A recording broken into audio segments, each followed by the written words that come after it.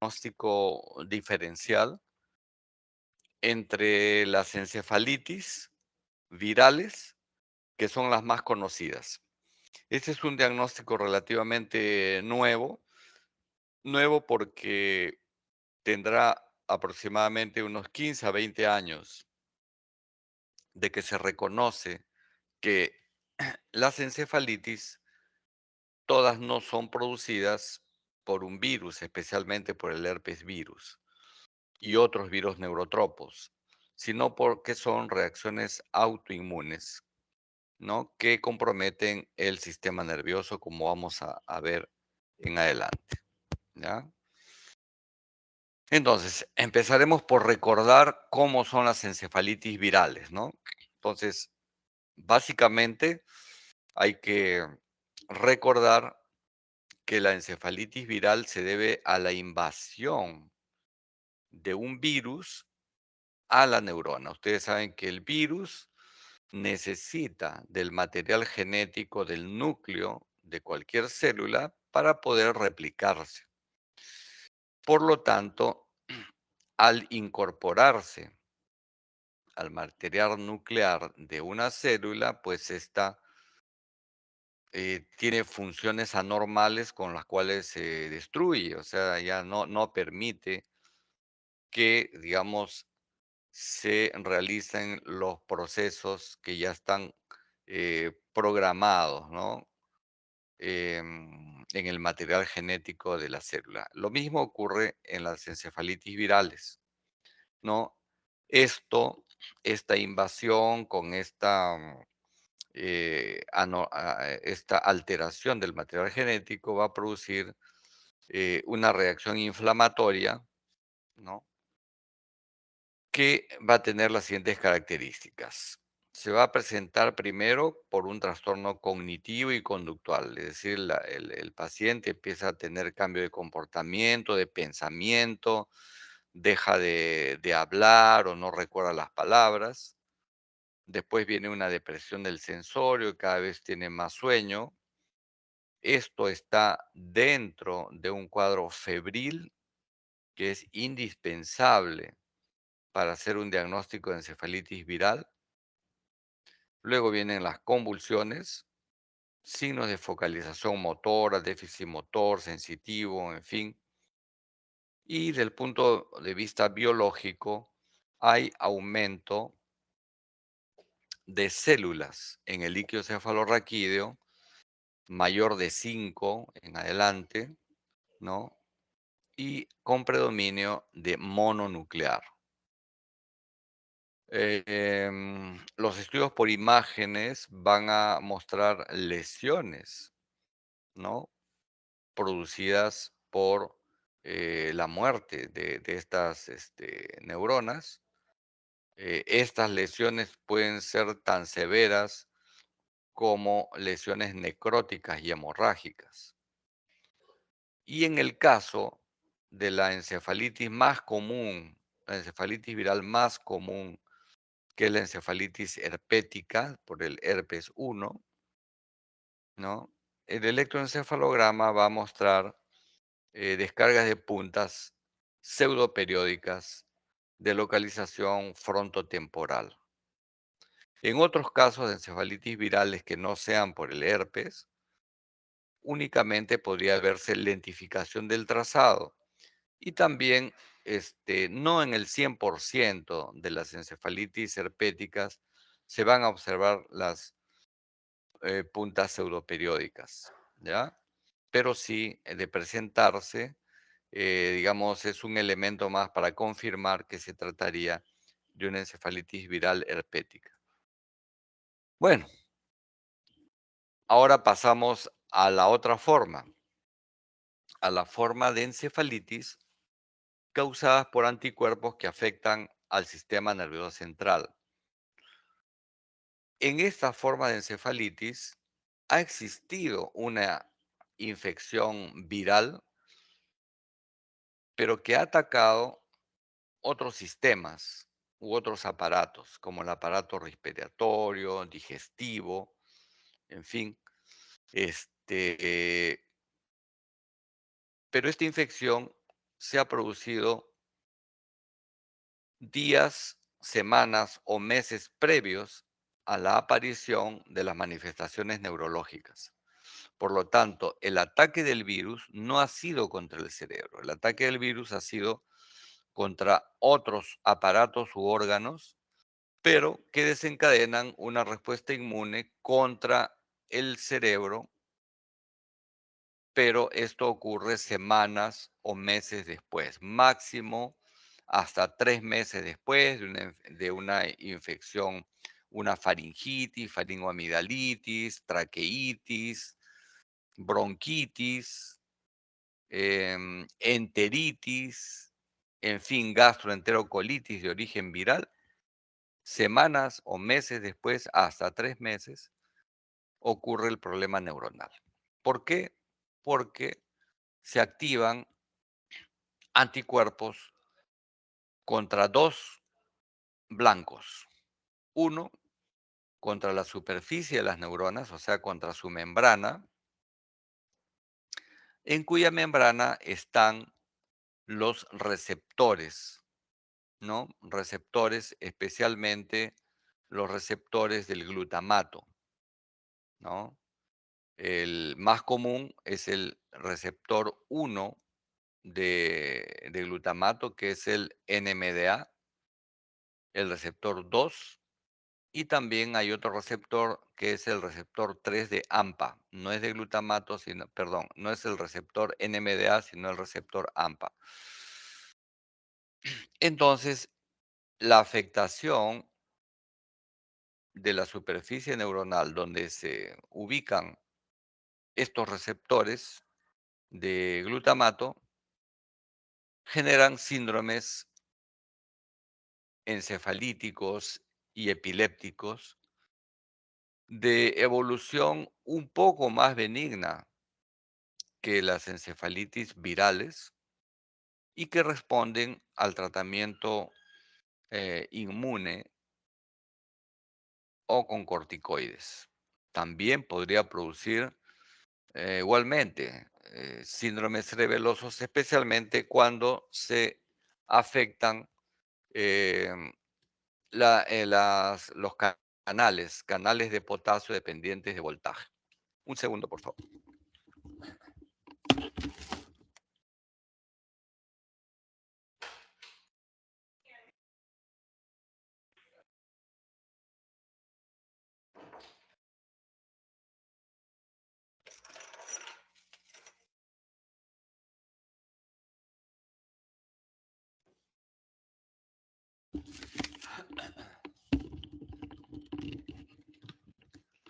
Perfecto. Entonces, los anticuerpos de superficie neuronal más comunes, como les repito, son contra los receptores de glutamato, NMDA y AMPA, y también contra los canales de potasio, voltaje dependientes, pero que ellos más producen una cerebelitis, ¿no? Donde las manifestaciones serán básicamente ataxia, por ejemplo, ¿no? Alteraciones de la coordinación. Bueno, eso es un grupo. Y otro grupo de encefalitis autoinmune es cuando estos anticuerpos atacan, ¿no? el, el- ya sea el citoplasma o ya sea el núcleo de las células. Y estos más bien están relacionados a cáncer oculto, a un cáncer oculto, y por eso dan los llamados síndromes paraneoplásicos. Em, Estos más bien eh, actúan con estos anticuerpos HU, RI, anfifisina, MA2, en fin, que se asocian a diferentes tumores, especialmente el cáncer de pulmón, y cuando es de células pequeñas, da un síndrome semejante a la miastenia gravis, que es el síndrome de Lamberton. Puede asociarse a un tumor testicular o a cáncer de mama, y esos dan formas de encefalitis, ¿sí? De forma encefalitis de diverso tipo, ¿ya? En estos casos, la respuesta no es tan buena, pero sí, si es que, digamos, se diagnostica y se encuentra la neoplasia, entonces, al hacer el tratamiento de la neoplasia, el tratamiento quirúrgico, el paciente deja de tener la sintomatología, ¿ya? Entonces, hay dos formas de encefalitis autoinmune: aquellas que atacan la superficie y aquellas que atacan el citoplasma y el núcleo.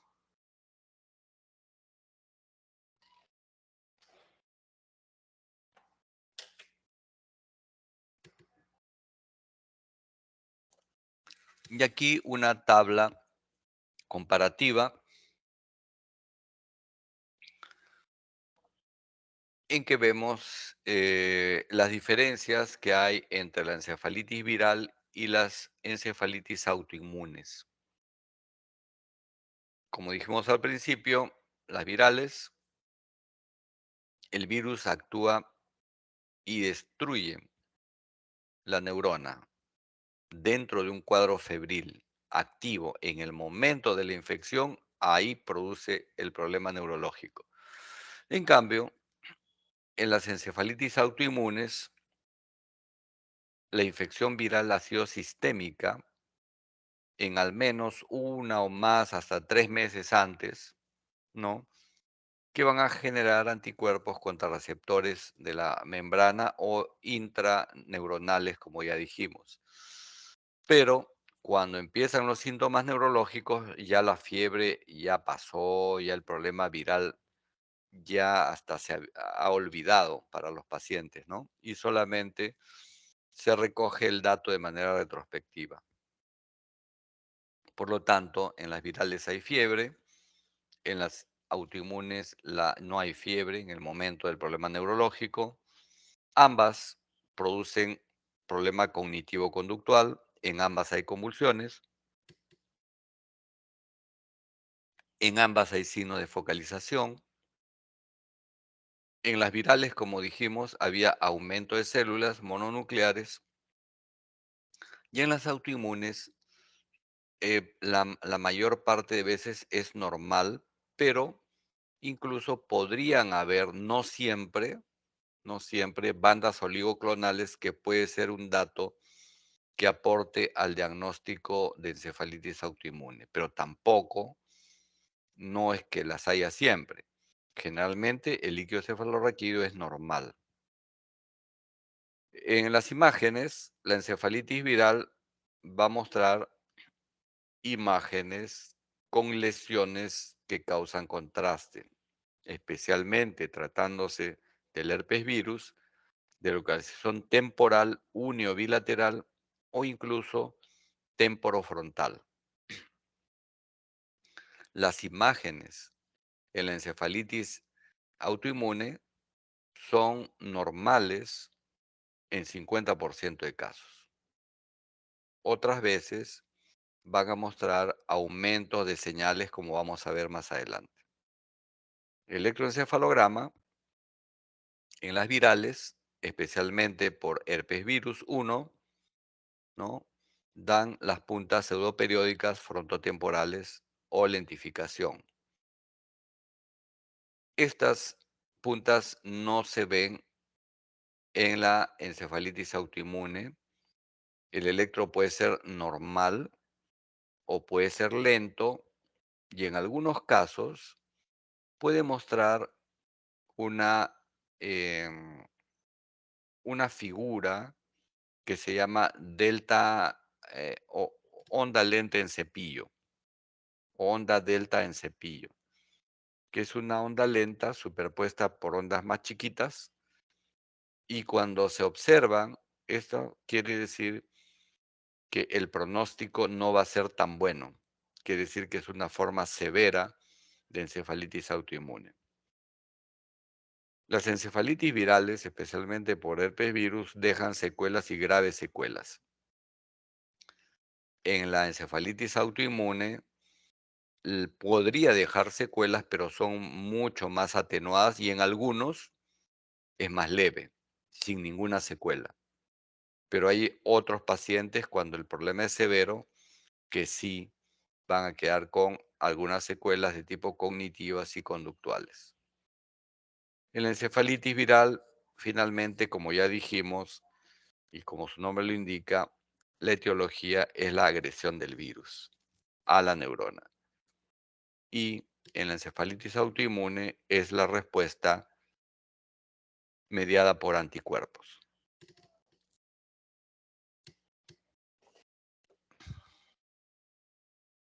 Muy bien, este es un ejemplo de cómo es esta sinapsis, ¿no? Dendrítica,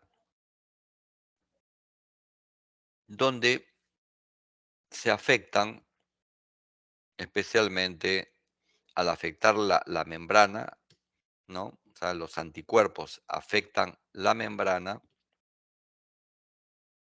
entonces van a producir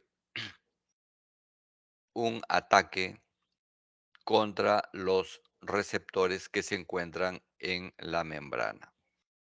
Como ven, hay dos tipos de receptores, los receptores metabotrópicos que están a la izquierda, que esos sí, ahora no los vamos a tocar porque no son importantes en este caso, pero sí los receptores de la derecha, que son los receptores ionotrópicos, ¿no? Que están los receptores NMDA con todos sus tipos, 1, 2, B, C, 3, en fin, los receptores AMPA, R1, R2, R3, R4 y los receptores cainato, ¿no? Con todos sus subtipos. Ahí es donde va a haber el ataque. Esta es la función de los receptores de glutamato que al ser, digamos, acoplados por el glutamato que se ve ahí en lila, abren su canal, abren el receptor y permiten el paso de iones. A la izquierda está un receptor AMPA o cainato, que son más sencillos, y a la derecha el receptor NMDA, que permite el intercambio de iones sodio-potasio, pero también el del calcio. Entonces, ¿por qué es importante? Porque como, igual que en epilepsia, el funcionamiento de este paso de iones hace posible la transmisión sináptica, el funcionamiento de un circuito que tiene una función determinada, pero al estar alterados se pierde la función. ¿Ya? Entonces, ¿qué es lo que se produce en estos casos? Aquí vean en el dibujo de la derecha cómo los anticuerpos que están en verde están atacando justamente los receptores, ¿no? Los receptores de glutamato. Entonces, no permiten que el glutamato, no permiten que el glutamato se acople a su receptor, que éste se abra y que pasen los iones, se produzca el intercambio sodio-potasio, el paso de calcio. Esto genera un potencial eléctrico que permite la continuidad del estímulo, así en una serie de neuronas a través de un circuito y una red neuronal que es responsable de una función. Entonces, ¿qué es lo que pasa? En las encefalitis autoinmunes, eh, ¿qué se produce? O se produce una sensibilización, ¿no? Al atacar los anticuerpos, los receptores se sensibilizan y dan una mayor actividad. Esto produce excitotoxicidad, ¿no? Mucho glutamato, produce mucha excitación y esto daña a la célula. Y en otro caso, el anticuerpo hace que el receptor se internalice, o sea, se meta, se proteja y se meta dentro de la célula, se invagine dentro de la célula y entonces ya no funciona. Y al no funcionar, dan manifestaciones de tipo psiquiátricas, conductuales, cognitivos, motores con focalización, ¿no? Incluso hasta convulsiones.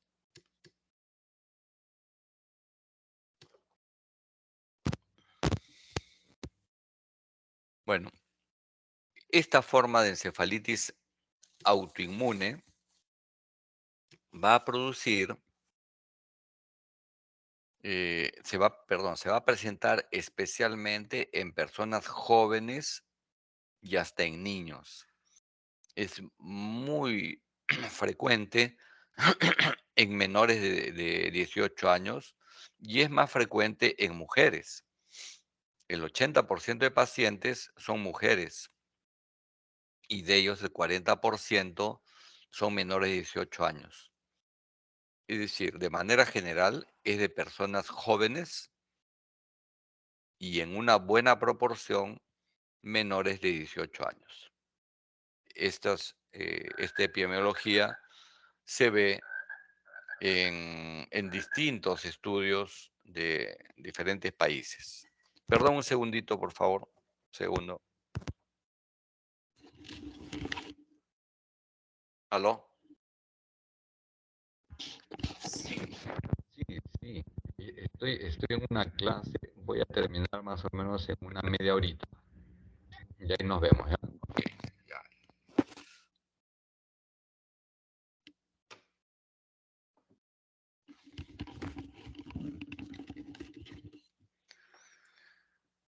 Muy bien. Entonces, ¿cómo son las manifestaciones clínicas? Ya hablamos que tenía una fase prodrómica, que era la infección sistémica, ¿no? Por una faringitis, enterocolitis, lo que sea, ¿no? Ahí había fiebre, cefalea, en fin, que podía ser una semana hasta 3 meses antes de las manifestaciones neurológicas. La manifestación neurológica viene después. En su primera etapa hay manifestaciones de tipo cognitivas y conductuales. ¿Cuáles son? Insomnio, psicosis, confusión, amnesia, disfasia, o sea, alteración del lenguaje o arresto del lenguaje, se queda, no habla, y se puede confundir con un trastorno psiquiátrico. Esta primera etapa dura un par de semanas, más o menos, y luego vienen otras manifestaciones como movimiento anormal, movimientos involuntarios, tipo distonías, coreas, hace gestos, muecas, movimientos, torsiones, mutismo, no habla, convulsiones y, si esto se vuelve más severo, trastornos autonómicos, ¿no? Como hipoventilación, bradicardia e incluso hasta periodos de apneas que pueden poner en riesgo la vida del paciente. Y finalmente pueden tener también compromiso de conciencia, pueden llegar al coma y que por lo tanto van a requerir terapia en unidad de cuidados intensivos. Entonces, cuando uno sospecha que está frente a este cuadro clínico de una encefalitis autoinmune, Entonces se hace el líquido cefalorraquídeo, ¿no? Que puede ser normal o puede tener bandas celuloclonales, pero no es seguro. La resonancia puede ser también normal, ¿no?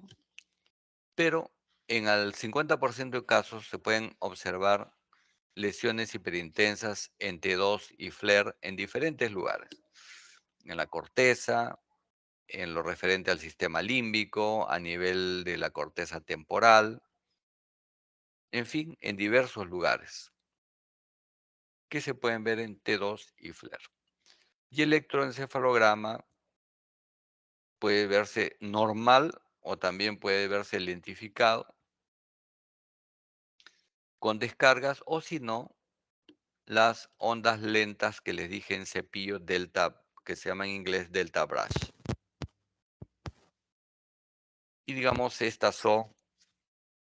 es un electroencefalograma que ven como son unas ondas bastante lentas, ¿no? Bastante lentas. Y hay algunas que se ven mucho más intensificadas, ¿no? Y que tienen unas pequeñas como puntitas u onditas. Esas son las ondas en cepillo o delta brush que de presentarse, no necesariamente tienen que estar presentes, confieren un pronóstico malo, no un pronóstico bueno, indican gravedad, que posiblemente el paciente posiblemente necesite entrar a UCI. Em, estos pueden relacionarse a tumores, ¿no? Especialmente a teratomas ováricos o a tumores de células germinales cuando se ve en varones, especialmente en niños. Es menos frecuente que la asociación con tumores ováricos en mujeres jóvenes. Por lo tanto, una vez que se hace diagnóstico en mujeres, hay que hacerle un seguimiento con estudios por imágenes buscando cáncer oculto durante 2 años, repitiéndose los estudios por imágenes cada 6 meses.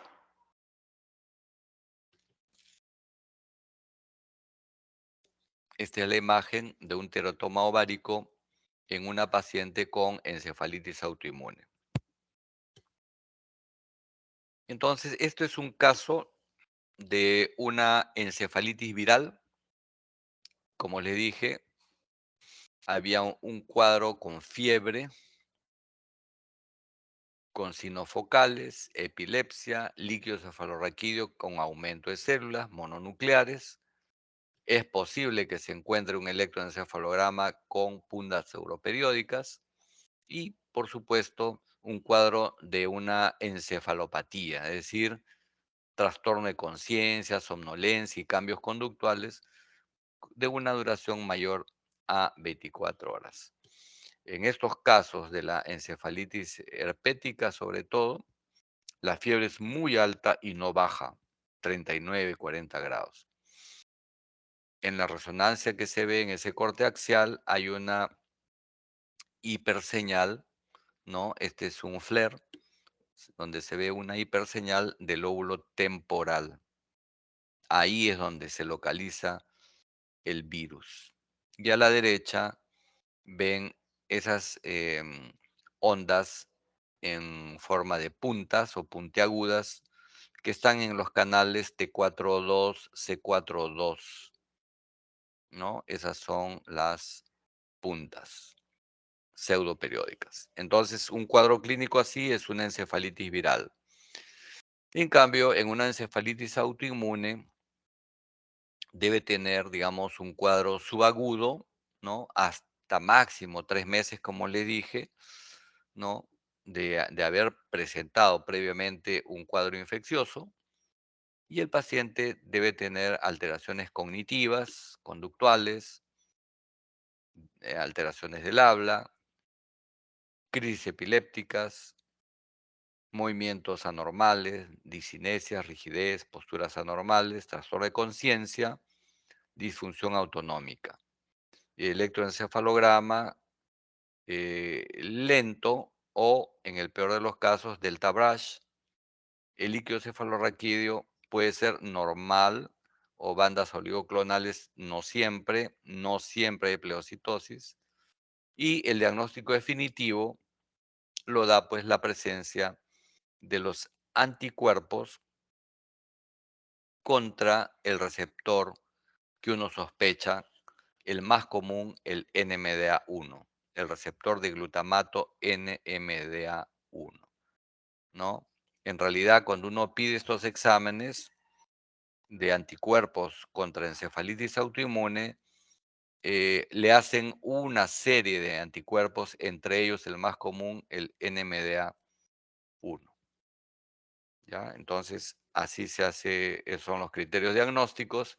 Hay una variedad que le voy a mencionar también de encefalitis autoinmune, que es la encefalitis límbica, que tiene prácticamente todas las características, ¿no? Semejantes a la encefalitis autoinmune, pero esta se llama límbica.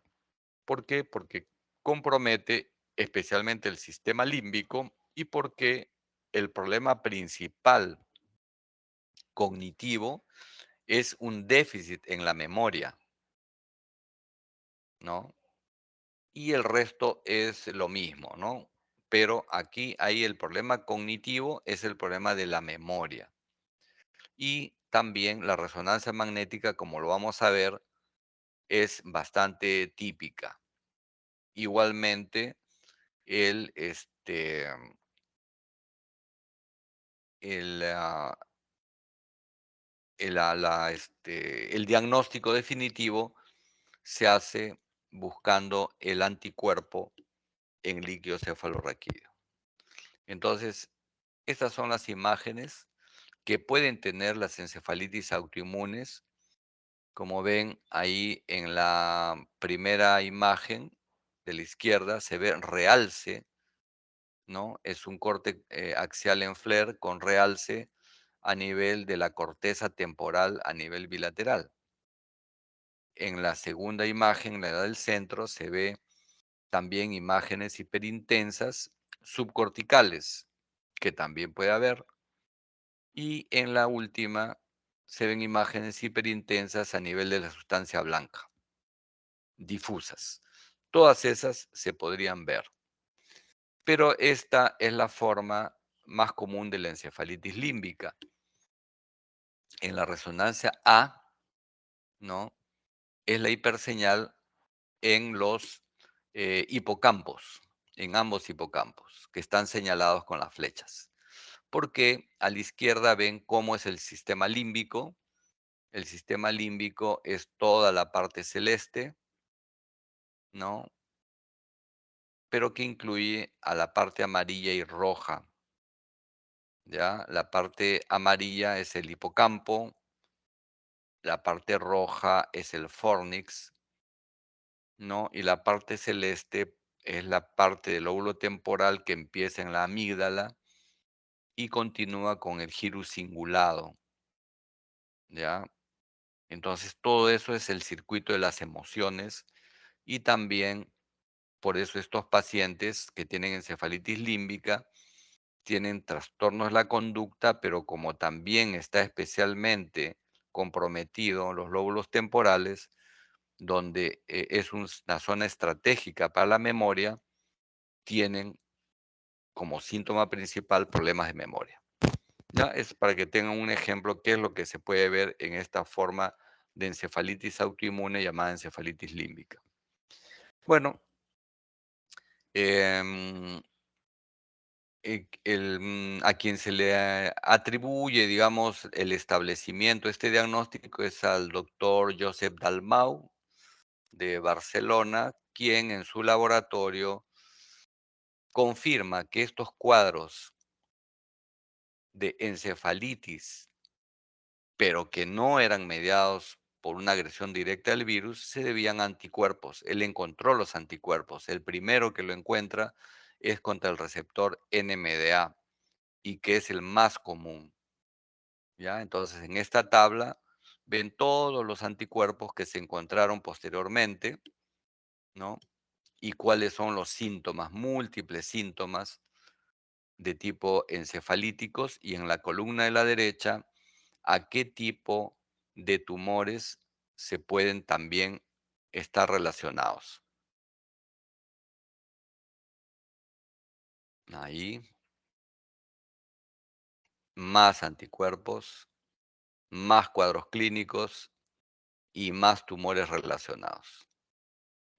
Bueno, el pronóstico en estos pacientes con encefalitis autoinmune, eh, si es, si son por un tumor oculto, este, la solución quirúrgica, ¿no? Y el tratamiento del tumor hace que desaparezca la sintomatología.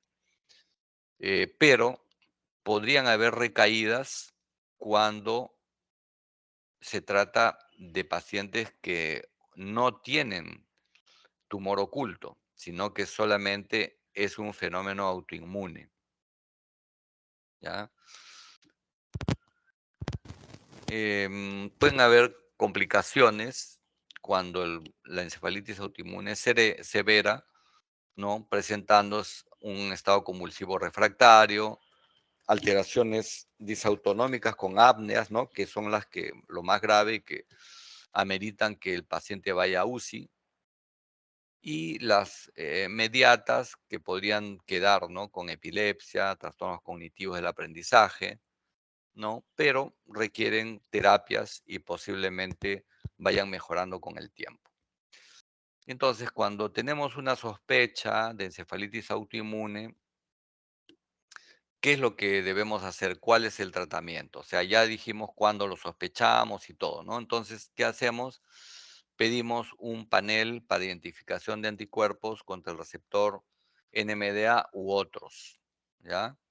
Eso es mejor hacerlo en líquido cefalorraquídeo, donde tiene una sensibilidad del 90% o más, porque también se puede hacer en sangre, pero ahí baja su sensibilidad al 70%. La especificidad, pues, es del 100%, pero la sensibilidad en líquido cefalorraquídeo es más del 90% y en sangre 70%. Entonces, lo mejor es hacer una punción lumbar y en esa muestra de líquido pedir la investigación de los anticuerpos, ¿no? Para encefalitis autoinmunes. Entonces, si es positivo y la encefalopatía es leve o moderada, el tratamiento es metilprednisolona endovenosa, 30 miligramos por kilo por 3 a 5 días, que puede o no estar asociada a inmunoglobulina G, ¿no? 0.4 gramos por kilo por 2 a 5 días. Si hay una buena respuesta, ya se continúa solamente con prednisona, 1 miligramo por kilo diariamente, al menos por 6 meses. Y como les dije, hacer estudios por imágenes, ¿no? Cada 6 meses. Puede ser ecografías, pueden ser tomografías, o pueden ser resonancias. Lo mejor serían resonancias cada 6 meses, de tórax, abdomen y pelvis. En el otro caso, como vemos en la columna de la derecha, sí es positivo, pero tiene una encefalopatía severa, lo mejor es plasmaféresis, 5 cambios en 10 días, o sea, interdiario, el recambio plasmático. Y si hay una mala respuesta, ya usar inmunomoduladores como rituximab, micofenolato o ciclofosfamida, ¿ya? Y ahí esos tratamientos son caros, son bastante caros. También se puede continuar con plasmaféresis combinada con estos inmunomoduladores. Y bueno, eso es el tratamiento y eso es, ¿ya? Entonces, esos son los casos de las encefalitis autoinmunes y eso es hemos visto cuál es su diagnóstico y su tratamiento, ¿ya? Muy bien, entonces Nos vamos a quedar ahí.